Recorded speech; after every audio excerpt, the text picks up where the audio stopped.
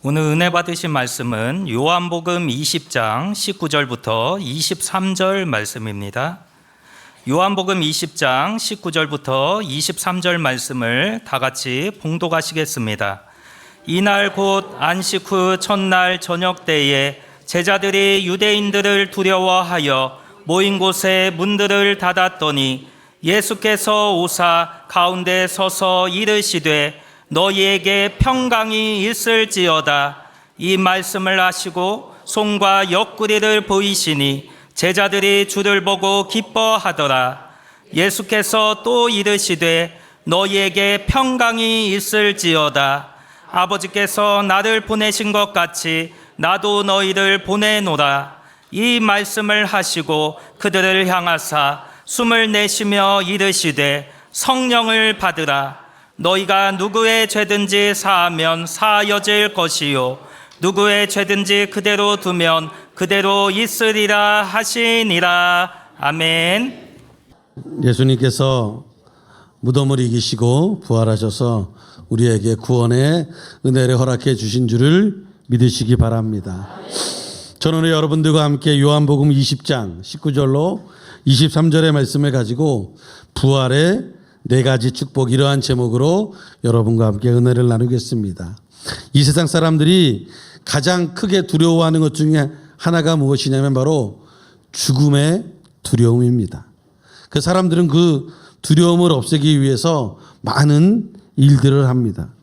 인류의 의술이나 과학의 역사를 보면 그 대부분이 이 죽음이라고 하는 것을 어떻게 해서든지 한번 면해 보려고 그러한 생각에서 의술을 발전시키고 과학을 발전시킨 것을 보게 됩니다.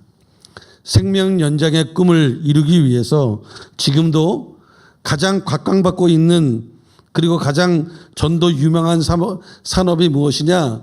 바로 의료 산업이고 바이오 산업이라고 합니다. 이게 우리 인류에게 죽음에 대한 공포, 두려움이 있기 때문에 그것을 이겨보려는 인간의 마음이 그만큼 크다라는 것을 이야기하고 있는 것입니다. 중국의 진시 황제는 세상의 모든 권력을 다 얻었다라고 생각했습니다. 그래서 이 권력을 얼마만큼 오랫동안 가져갈 수 있을까? 그러려면 자기가 오래 살아야 되잖아요. 자기가 오래 살아야 되니까 밑에 사람들에게 주문을 합니다. 불로초를 찾아오라고. 죽지 않는, 그것을 먹으면 죽지 않는 그러한 풀이 있다고 하는데 그것을 찾아오라고 주문을 하고 많은 사람들이 이 불로초를 찾기 위해서 목숨을 걸고 다녔다고 중국의 역사는 기록하고 있습니다. 원래 하나님이 인간을 창조하실 때 우리 인간은 죽지 않고 영원히 살게 만들었었습니다. 그런데 아담의 범죄함으로 인하여서 우리에게 죽음의 공포가 들어온 것입니다. 창세기 1장 28절에 보면 우리가 영원히 살게 된 걸 이렇게 말하고 있습니다. 읽어볼까요? 하나님이 그들에게 복을 주시며 하나님이 그들에게 이르시되 생육하고 번성하여 땅에 충만하라. 땅을 정복하라.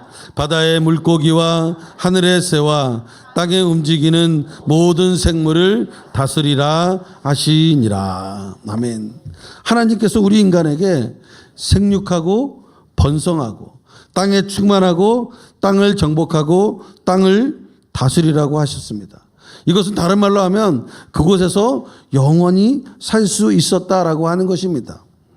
그러면서 딱 한 가지 못하게 하셨어요. 무엇을 못하게 하셨냐면 선악을 알게 하는 나무의 실과는 먹지 말라. 그것을 먹지 않으면 영원히 살 수 있다. 그것을 먹으면 죽게 된다. 이 말씀을 하신 것입니다. 창세기 2장 16절로 17절은 이렇게 말합니다. 야훼 하나님이 그 사람에게 명하여 이르시되 동산 각종 나무의 열매는 내가 임의로 먹되 선악을 알게 하는 나무의 열매는 먹지 말라. 내가 먹는 날에는 반드시 죽으리라 하시니라. 아멘. 안 먹었으면 안 죽는 건데 먹어서 죽게 되었다라는 것입니다. 인간은 하나님의 뜻과 반하게 그 선악을 알게 하는 나무의 실과를 먹게 되었어요. 그러자 죽음을 경험하게 됩니다. 우리는 너무나 이 성질이 좀 급해가지고요. 성경을 읽으면서 먹으면 바로 죽어야 되는데 먹자마자 그냥 뭐가 딱 나타나가지고 독이 퍼지든지 뭐가 해서 죽어야 되는데 목사님 먹어도 안 죽던데요? 그렇게 얘기를 하더라고요. 근데 시간 지나면 다 죽습니다. 죽었어요. 결국은 아담과 하와도 죽게 되었어요. 창세기 3장 19절에 그것을 이렇게 말합니다. 내가 흙으로 돌아갈 때까지 얼굴에 땀을 흘려야 먹을 것을 먹으리니 내가 그것에서 취함을 입었음이라. 너는 흙이니 흙으로 돌아갈 것이니라 하시니라. 이 말씀은 결국 죽게 된다는 것입니다. 그래서 인간은 죽음을 가장 두려워하고 죽음의 공포를 가장 큰 슬픔으로 비유하고 이 죽음을 이기려고 어떻게 해서든지 노력을 했다라는 것입니다. 그러나 이 죽음을 이길 방법이 없습니다. 사람들이 암을 정복했다고 이야기하고 패스트를 정복했다고 이야기하고 코로나를 이겼다고 이야기하고 에이즈를 정복했다고 이야기를 하지만 아직 죽음을 정복했다라고는 못하고 있습니다. 또 기존 세포를 가지고 배양을 하고 있지만 새로운 세포를 만들지는 못합니다. 또한 영혼을 만들었다는 이야기를 들어본 적이 없습니다. 인간 편에서는 생명을 만들 수도 없고 다시 살릴 수도 없는 것입니다. 그래서 인간 편에서 하나님께 올라갈 수 있는 길, 영원히 살 수 있는 길이 모두 막혀버린 것입니다. 그런데 이러한 인간의 죽음을 애통하게 생각하신 하나님께서 한 가지 방법을 우리에게 허락해 주셨습니다. 그게 무엇이냐면 바로 자기의 아들이신 예수님을 우리에게 보내주신 것입니다. 그분의 십자가에 달려 돌아가심과 인류의 모든 죄를 씻어버리심, 그리고 3일 만에 부활하심을 통하여 죽음을 이기시고 세상 권세를 이기시고 부활하시고 그 은혜를 허락해 주신 것입니다. 그러므로 우리가 다시 살 수 있는 길, 우리가 영원히 살 수 있는 길은 딱 하나밖에 없는데 그것은 무엇이냐? 바로 예수 그리스도이심을 믿으시기 바랍니다. 예수님을 믿음으로 말미암아 구원에 이르게 되는 것입니다. 예수님을 믿음으로 말미암아 우리가 구원을 받게 되는 것입니다. 로마서 10장 10절은 이렇게 말하고 있습니다. 읽어볼까요? 사람이 마음으로 믿어 의에 이르고 입으로 시인하여 구원에 이르느니라. 사도행전 16장 31절은 이렇게 말합니다. 이르되 주 예수를 믿으라. 그리하면 너와 내 집이 구원을 받으리라. 아멘. 주님을 믿으면 우리가 구원을 받는 것입니다. 아니 목사님 우리가 다 죽잖아요. 그러나 우리에게 다시 살아나는 역사가 임하게 되는 것입니다. 죽음 이후에도 하늘나라에 갈 수 있는, 천국에 갈 수 있는, 영원히 살 수 있는 귀한 길이 열려진 것을 믿으시기 바랍니다. 예수님을 마음으로 믿고 입으로 시인하고 구원의 길이 열려짐으로 말미암아 우리에게 하나님의 은혜가 임하고 하나님의 축복이 임하는 것을 믿으시기 바랍니다. 그러므로 하나님의 은혜를 받은다, 하나님의 축복을 받은 자들은 죽음을 두려워하지 않습니다. 그래서 예수 믿는 자들은 죽음을 두려워하지 않습니다. 왜냐? 우리에게 구원이 예비되어져 있기 때문에. 왜냐? 우리에게 죽음 이후에 천국이 예비되어져 있기 때문에. 우리에게 부활이 있다는 것을 알기 때문에 그 죽음을 맞이하는 우리들이 담대할 수 있는 것입니다. 세상에 어떤 사람들도 죽음에 대해서 공포를 느끼지만 유일하게 공포를 느끼지 않는 사람들이 누구냐? 바로 예수 믿는 자들임을 믿으시기 바랍니다. 그러므로 부활은 바로 우리가 기독교인들에게, 우리 예수 믿는 사람들에게 새로운 생명을 주시는 것과 같은 것입니다. 예수님을 믿을 때 우리는 그리스도의 부활의 생명에 참여하게 됨을 믿으시기 바랍니다. 고린도전서 15장 14절에는 이렇게 말하고 있습니다. 읽어볼까요? 그리스도께서 만일 다시 살아나지 못하셨으면 우리가 전파하는 것도 헛것이요 또 너희 믿음도 헛것이며. 그리스도의 부활이 없으면 모든 것이 헛것이 된다라는 것입니다. 그런데 예수님이 죽음을 이기시고 부활하셨기 때문에 그것이 헛것이 아니라 영원한 축복이 된다라고 하는 것을 믿으시기 바랍니다. 고린도전서 15장 20절에 이렇게 말하고 있습니다. 읽어볼까요? 그러나 이제 그리스도께서 죽은 자 가운데서 다시 살아나사 잠자는 자들의 첫 열매가 되셨도다 말씀하고 있습니다. 죽은 자 가운데서 다시 살아나신 것입니다. 그래서 우리의 첫 열매가 되셨고 우리들도 예수님을 믿음으로 말미암아 죽음에서 부활의 길로 가는 것입니다. 바로 오늘이 예수님이 부활하신 부활의 날임을 믿으시기 바랍니다. 토요일이 안식일인데 우리가 토요일을 지키지 않고 주일을 지키는 것, 일요일을 지키는 것이 무엇입니까? 바로 예수님의 부활을 매 주마다 기념하는 것입니다. 일요일에 주님의 말씀을 듣고 하나님께 나아감으로 말미암아 예수님이 부활하셔서 우리에게 구원을 주신 그 기쁨과 그 감격과 그 은혜를 항상 기억하고자 부활하신 날인 주일, 일요일을 주일로 지키는 것입니다. 예수님은 주일 새벽에 부활하셔서 우리에게 구원을 주셨습니다. 그리고 부활하신 날 제자들을 만나십니다. 그 제자들을 만나셔서 축복을 허락해 주시는데 그 제자들을 만나시는 장면이 오늘 우리가 읽은 본문의 내용입니다. 첫째로 평강이 있을지어다. 평안의 축복을 주셨습니다. 오늘 본문 요한복음 20장 19절로 21절에 보면 이렇게 말합니다. 읽어볼까요? 이날 곧 안식 후 첫날 저녁 때 유대인들을 두려워하여 모인 곳의 문들을 닫았더니 예수께서 오사 가운데 서서 이르시되 너희에게 평강이 있을지어다. 이 말씀을 하시고 손과 옆구리를 보이시니 제자들이 주를 보고 기뻐하더라. 예수께서 또 이르시되 너희에게 평강이 있을지어다. 아버지께서 나를 보내신 것 같이 나도 너희를 보내노라. 아멘. 예수님께서 죽음을 이기시고 다시 부활하셔서 첫 번째 만난 그 제자들에게 무엇을 하고 있습니까?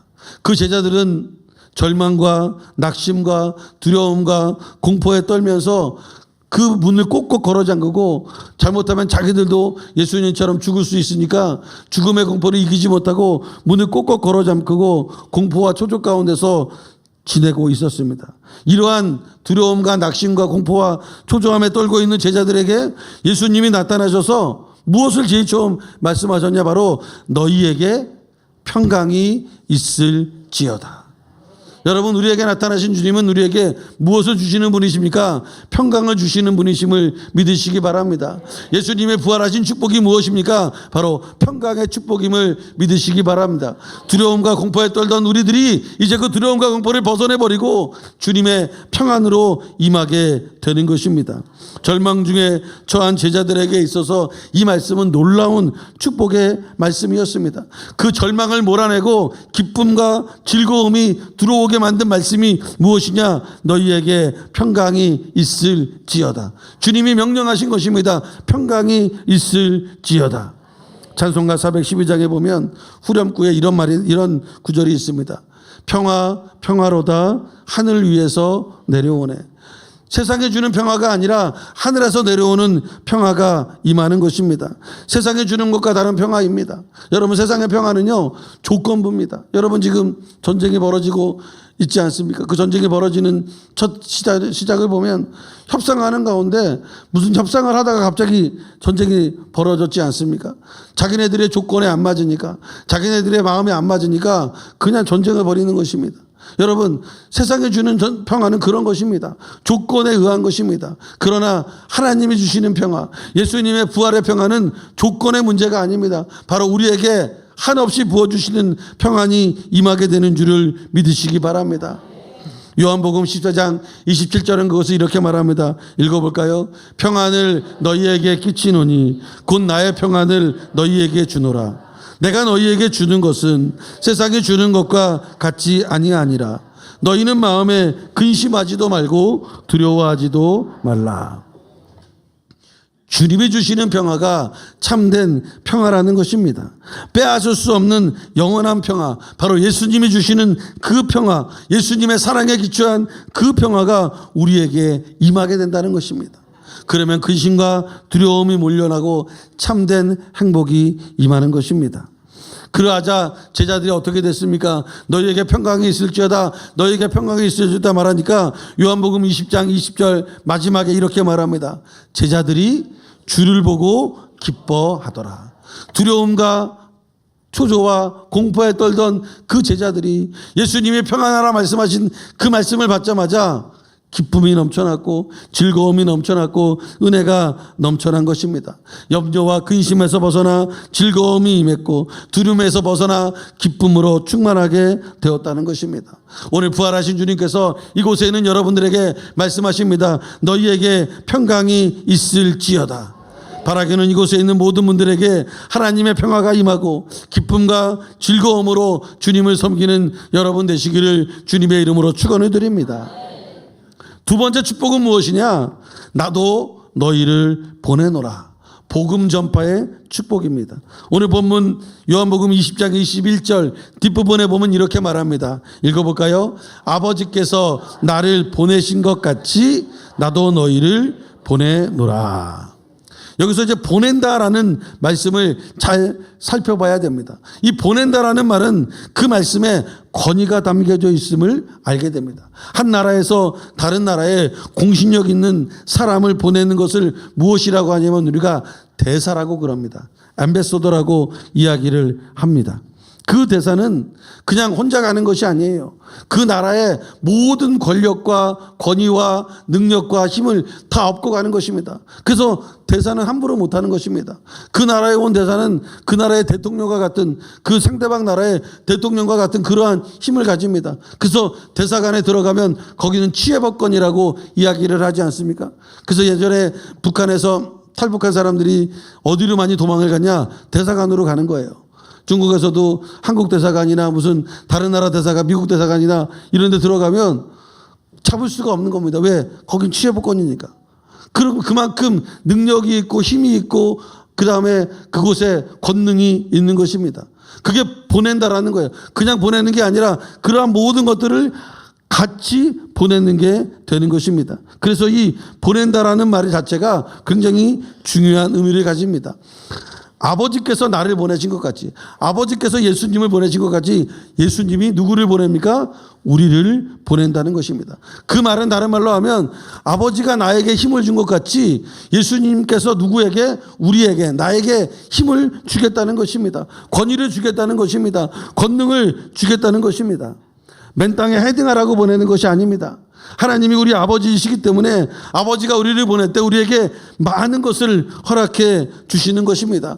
권능을 허락하시고 능력을 허락하시고 힘을 허락하시고 축복을 허락하시고 은혜를 허락하시고 은총을 허락해 주시는 것입니다. 다시 말하면 예수님의 모든 권능과 능력과 모든 힘을 우리를 보낼 때 주셨다라는 것을 이야기하고 있는 것입니다. 그러므로 보냄을 받은 우리들은 주님께 순종하면 됩니다. 주님께 순종하면 그 모든 것이 우리에게 딸려오게 되는 것입니다. 예수님의 마지막 지상명령은 이렇게 말합니다. 마태복음 28장 19절로 20절은 이렇게 말합니다. 읽어볼까요? 그러므로 너희는 가서 모든 민족을 제자로 삼아 아버지와 아들과 성령의 이름으로 침례를 베풀고 내가 너희에게 분부한 모든 것을 가르쳐 지키게 하라. 볼지어다 내가 세상 끝날까지 너희와 항상 함께 있으리라 하시니라. 예수님의 은혜로 사랑으로 참 평안과 참 기쁨의 축복을 받았습니다. 이렇게 미리 축복을 받은 우리들은 슬픔으로 가득 찬 이 세상에 나가야 되는 것입니다. 아직도 예수님을 모르는 그들에게 나가야 되는 것입니다. 주님이 보내신 것입니다. 그러면 그곳에 가서 무엇을 전합니까? 두려움과 공포에 떨고 있는 자들에게 평안이 임할지어다 이야기하므로 기쁨과 평화와 사랑을 증거해야 되는 것입니다. 이것이 사명일지 모르지만 그 사명으로 끝나는 것이 아니라 거기에 축복이 있는 것입니다. 그렇게 증거하게 될 때 예수님의 권능이 임하고 예수님의 힘이 임하고 예수님의 능력이 임하는 것입니다. 믿는 자, 우리 예수 믿는 자의 힘은 어디에서 나오냐? 바로 복음을 증거함을 통해서 나오게 되어져 있음을 믿으시기 바랍니다. 우리가 열심으로 복음을 증거하면 기적이 임하는 것입니다. 이사가 임하는 것입니다. 병고침의 역사가 임하는 것입니다. 예수님께서 이 땅에 오셔서 하신 사역이 무엇입니까? 회개하라 천국이 가까웠느니라 말씀을 하시니까 복음의 역사가 일어나고 기적이 일어나고 또 이사가 일어나고 병고침의 역사가 일어나게 되는 것입니다. 예수님의 이 땅에서의 사역을 본받아 우리도 죽어가는 영혼들을 살려내야 하는 것입니다. 예수님께서 하늘 보좌를 버리시고 이 땅에 오신 것처럼, 그리고 공생애를 통하여 많은 복음을 증거하신 것처럼, 그 말씀을 통하여 기적과 이사가 나타난 것처럼 복음을 증거하는 우리들에게 기적이 임하고 은혜가 임하고 이사가 임하고 병고침의 역사가 일어나는 줄 믿으시기 바랍니다. 많은 사람들이 그런 이야기를 합니다. 아니, 예수님 믿어도 뭐 기적도 별로 없고 이적도 별로 없다고 합니다. 자세히 보면요, 왜 없냐? 복음을 증거하지 않아요. 복음을 증거하지 않으니까 힘이 나타나지 않는 것입니다. 내가 너희를 보낸다라고 했을 때 주님의 그 보낸다라는 말에는 바로 힘을 주겠다라고 이야기했어요. 근데 언제? 증거할 때, 복음을 증거할 때 힘이 나는데 자기는 복음을 증거하지 않으니까 힘이 나타나지 않는 거예요. 하나님 나라의 대사임에도 불구하고 그 대사의 권한과 권능과 능력을 사용하지 못하는 것입니다. 언제 그게 사용될 수 있어요? 복음을 증거할 때 그게 사용되어지는 줄 믿으시기 바랍니다. 힘이 있고 능력이 있고 권한이 있고 권위가 있습니다. 그래서 복음 증거는 무엇이냐? 많은 사람들이 복음 증거를 한 의무로 생각하는데 의무로 끝나는 게 아닙니다. 복음 증거는 축복이에요. 복음을 증거하면 기적이 나타나는 것입니다. 복음을 증거하면 예수님께서 그 자기가 갖고 있던 권능을 부어주시는 것입니다. 죽음을 이기시고 부활하신 예수님의 축복이 무엇이냐? 바로 복음 증거의 축복임을 믿으시기 바랍니다. 마태복음 28장 20절에 다시 한번 이렇게 말하지 않습니까? 읽어볼까요? 내가 너희에게 분부한 모든 것을 가르쳐 지키게 하라. 볼지어다 내가 세상 끝날까지 너희와 항상 함께 있으리라. 아멘. 복음을 증거하는 자에게 주님께서 항상 함께 있겠다는 것입니다. 주님께서 항상 함께 하시기 때문에 복음을 증거해야 되는 것이고, 그 복음 증거를 통해서 함께 하시는 주님의 능력이 나타나고 은혜가 나타나고 기적이 나타나게 되는 것입니다. 여러분, 우리 인생이 그렇게 길지 않습니다. 짧은 인생길을 사는 동안 하나님의 영광을 위하여 우리가 무엇인가 이루어 놓아야 하지 않겠습니까? 그게 무엇입니까? 하나님이 말씀하신 명령, 하나님이 복음을 증거하라고 하신 그 삶, 그 삶을 살아야 하는 것입니다. 아직도 예수님을 알지 못하고 지내는 사람들이 너무나 많이 있습니다. 그 모든 것을 그들에게 복음을 증거할 때 하나님의 기적이 일어나고 이사가 일어나는 것입니다. 그러므로 우리는 부활하신 예수님이 말씀하신 것처럼 나도 너희를 보내노라는 예수님의 음성을 듣고 복음 전파의 축복과 사명을 이루시는 여러분들이 되시기를 주님의 이름으로 축원해 드립니다. 세 번째는 뭐냐? 성령을 받으라. 성령 충만의 축복입니다. 오늘 요한복음 20장 22절에 보면 이렇게 말합니다. 읽어볼까요? 이 말씀을 하시고 그들을 향하사 숨을 내쉬며 이르시되 성령을 받으라. 부활하신 예수님께서 제자들에게 나타나셔서 말씀하신 세 번째 말씀입니다. 성령을 받으라는 것입니다. 그런데 여기서 성령을 받으라는 말씀 바로 전에 어떤 말씀이 나오냐? 그들을 향하여 숨을 내쉬며 라고 말합니다. 이 말이 중간에 들어갔어요. 제가 항상 그러지 않습니까? 성경을 읽을 때 그걸 빼도 말이 되면 그 말씀은 되게 중요한 말이라고. 왜? 이걸 빼도 말이 되는데 일부러 넣은 거 아니겠습니까? 그러면 그들을 향하사 성령을 받아라 이렇게 해도 되는데 그들을 향하사 숨을 내쉬며 라는 말이 들어간 거예요. 그럼 이 말이 무슨 의미냐? 이 말의 동사의 어원을 찾아보니까 어디와 똑같은 말이 나오냐면 창세기에 그 말이 나옵니다. 창세기 2장 7절에 이렇게 말합니다. 읽어볼까요? 야훼 하나님이 땅의 흙으로 사람을 지으시고 생기를 그 코에 불어넣으시니 사람이 생명이 되니라. 아멘. 인류를 만드실 때, 아담을 만드실 때 그 코에 생기를 불어넣으셨다 라고 말하고 있지 않습니까? 불어넣으셨다. 이 말과 똑같은 단어가 요한복음 20장 오늘 본문에 나와 있는 숨을 내쉬며라고 하는 그 내쉬며와 불어넣으셨다가 똑같은 단어입니다.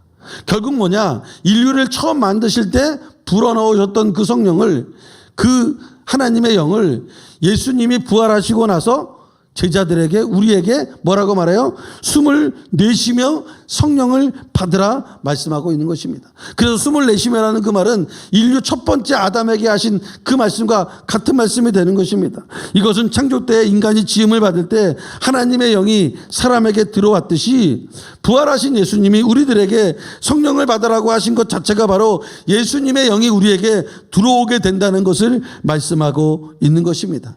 예수의 영이 임할 때 새 사람이 되고 예수의 영이 임할 때 그 성령의 역사하심으로 우리의 삶이 바뀌게 되는 것입니다. 성령님이 없이는 예수님을 믿을 수가 없는 것입니다. 또한 성령 충만이 없이는 생명력 있는 신앙생활을 할 수가 없는 것입니다. 예수 믿고 성령 충만을 받을 때 내 힘이 아니라 내 능력이 아니라 내 권능이 아니라 오직 하나님의 능력, 성령의 능력, 하나님의 권위, 성령의 권위로 이 모든 것을 할 수 있게 되는 것입니다. 그래서 성령님의 인도하심 속에 살게 된다고 말씀하고 있습니다. 요한복음 16장 13절에 그것을 이렇게 말합니다. 읽어볼까요? 그러나 진리의 성령이 오시면 그가 너희를 모든 진리 가운데로 인도하시리니 그가 스스로 말하지 않고 오직 들은 것을 말하며 장래 일을 너희에게 알리시리라. 아멘. 성령이 오시면, 성령을 받으면 그 성령을 통해서 우리가 인도하심을 받는다는 것을 말씀하고 있습니다. 그러므로 부활하신 예수님이 오심으로 평안과 기쁨이 오게 되고 더 나아가서 주의 사랑을 증거하도록 사명을 받고 그 증거함으로 말미암아 기적과 이사가 일어나는 축복을 받는 우리에게 성령 충만이 임해야 한다는 것입니다. 즉 우리는 성령의 능력으로 주의 일을 하는 것입니다. 우리의 힘으로 하는 것이 아닙니다. 부활하신 예수님께서 처음 만난 제자들에게 하신 말씀이 바로 성령을 받으라는 것입니다. 그래야 하나님의 능력을 체험하고 그래야 하나님의 복음을 증거할 수 있다는 것을 말씀하고 있습니다. 요한복음 16장 7절에 이렇게 말합니다. 읽어볼까요? 그러나 내가 너희에게 실상을 말하노니 내가 떠나가는 것이 너희에게 유익이라. 내가 떠나가지 아니하면 보혜사가 너희에게로 오시지 아니할 것이요 가면 내가 그를 너희에게로 보내리리. 아멘. 그러므로 부활하시고 부활 승천하시는 예수님은 우리가 성령 충만을 받기 원하고 있어요. 성령은 예수님의 영이고 살리시는 영이고 사랑의 영이고 주의 일을 하게 하는 영이십니다. 그러므로 성령 충만은 곧 예수 충만인 것입니다. 그러므로 성령 충만한 자는 예수님의 사랑을 전하게 되어져 있는 것입니다. 부활하신 예수님을 믿는 우리 모두에게 성령의 충만이 예수의 영으로 충만하게 되는 그러한 역사가 임하기를 주님의 이름으로 축원해 드립니다. 마지막 네 번째 예수님이 뭐라 그랬냐? 용서하라 말씀하고 있습니다. 용서의 축복입니다. 오늘 본문 요한복음 20장 23절 마지막에 이렇게 말합니다. 읽어볼까요? 너희가 누구의 죄든지 사하면 사하여질 것이요 누구의 죄든지 그대로 두면 그대로 있으리라 하시니라. 아멘. 용서하라는 거예요. 용서는 사랑의 완성입니다. 십자가상에서 말씀하신 예수님의 첫 말씀, 십자가상에서 예수님이 말씀하신 첫 말씀과 둘째 말씀이 다 용서에 관한 말씀이었어요. 그리고 부활하신 예수님의 메시지는 바로 마지막에 용서하라는 것입니다. 그래서 부활 메시지의 완성, 사랑의 완성은 용서에 있습니다. 우리 모두는 하나님의 무한한 사랑과 긍휼로서 예수님의 사랑을 통해서 새로운 사람으로 변화된 것입니다. 새롭게 하나님의 영이 우리에게 임하게 된 것입니다. 우리가 새 사람이 되는 것에 있어서 가장 중요한 것이 무엇이냐? 용서함에 있음을 믿으시기 바랍니다. 용서할 때 하나님의 능력이 임해요. 용서할 때 하나님의 은혜가 임하는 것입니다. 용서하지 않으면 은혜가 오다 막히는 거예요. 용서하지 않으면 기도가 응답되다 마는 것입니다. 그래서 주님께서 예물을 드리기 전에 용서하지 못한 게 있으면 가서 화해하고 오라고 말씀하고 있지 않습니까? 왜? 그것이 너의 그 재물을 막고 있다. 너의 그 제사를 막고 있다는 것입니다. 우리는 그리스도의 사랑을 체험한 자들입니다. 그러므로 용서해야 하는 것입니다. 그것이 예수님의 사랑을 실천하는 것입니다. 그리고 그때 하나님의 기적이 나타나는 것입니다. 우리가 거의 매 예배마다 그리고 매일마다 외우는 그 주기도문에 이런 구절이 있습니다. 마태복음 6장 12절입니다. 읽어볼까요? 우리가 우리에게 죄 지은 자를 사하여 준 것 같이 우리 죄를 사하여 주시옵고. 용서하자는 얘기입니다. 우리가 용서와 같이 우리를 용서해 주시라는 것입니다. 그 용서가 하나님의 모든 역사를 이루는 가장 마지막 완성이 되는 것입니다. 이게 쉽지 않습니다. 그러나 주님은 우리에게 용서하라고 말씀하고 있습니다. 마태복음 16장 19절은 이렇게 말합니다. 읽어볼까요? 내가 천국 열쇠를 내게 주리니 내가 땅에서 무엇이든지 매면 하늘에서도 매일 것이요 내가 땅에서 무엇이든지 풀면 하늘에서도 풀리리라. 아멘. 예수님께서 베드로에게 하신 말씀입니다. 그 베드로에게 천국 열쇠를 주면서 하늘에서 땅에서 매면 매고 하늘에서 땅에서 풀면 푼다는 것입니다. 땅에서 푸는 것이 무엇입니까? 그게 바로 용서라는 것입니다. 네가 용서해 주면 나도 용서해 주겠다. 네가 용서하지 않으면 그 죄가 그대로 있는 것이다 라고 이야기하고 있습니다. 모든 인간은 연약하기 때문에 용서를 받아야 되고 용서를 하고 살아야 되는 것입니다. 매일의 생활 속에서 짓는 모든 죄가 있습니다. 하나님 앞에 지은 죄, 사람 앞에 지은 죄, 모두 십자가 앞에 나와 용서받아야 하는 것입니다. 그래서 우리가 매주 교회 나와 하나님께 회개하고 하나님의 은혜 가운데 거하고 회복되어지게 되는 것입니다. 용서받지 않으면 회복될 수가 없는 것입니다. 그러므로 우리가 예수님께 용서받은 것처럼 우리의 이웃을 용서하고 우리 주변 사람들을 용서하고 십자가에서 우리의 모든 죄를 사하신 예수님을 본받아서 이웃을 용서하며 살아가는 그러한 사람이 돼야 되는 것입니다. 부활하신 예수님께서 첫 번째 만난 제자들에게 4가지의 축복의 말씀을 주셨습니다. 평안의 축복을 받아야 되는 것입니다. 복음 전파의 축복을 받아야 하는 것입니다. 성령 충만의 축복을 받아야 하고 용서의 축복을 받아야 되는 것입니다.